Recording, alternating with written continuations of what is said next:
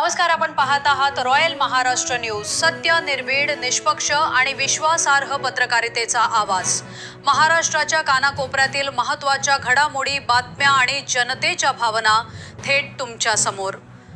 सातारा जिल्ह्यात लाचलुचपत प्रतिबंधक विभागाच्या पथकाने मोठी कारवाई करत कोरेगाव तालुक्यातील बोरगाव येथील तलाठी रणजित अर्जुन घाटेराव यांना लाच स्वीकारताना रंगेहात पकडले आहे। ही कारवाई दिनांक 9 सप्टेंबर रोजी करण्यात आली।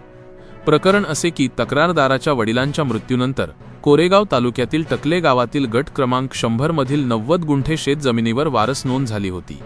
त्यानंतर तक्रारदाराच्या बहिणीने हक्क सोडपत्र करून दिले होते। या हक्क सोडपत्राची नोंद 7/12 उतार्यावर व्हावी यासाठी तक्रारदाराने बोरगाव तलाठी कार्यालयात अर्ज केला होता। हे काम करण्यासाठी तलाठी रणजित घाटेराव यांनी तक्रारदाराकडे 2000 रुपयांची लाच मागितली। त्यातील 1000 रुपये तक्रारदाराने आधीच दिले होते। उर्वरित 1000 रुपयांचा वारंवार तगादा लावल्यानंतर तक्रारदाराने सातारा लाचलुचपत प्रतिबंधक विभागाकडे धाव घेतली।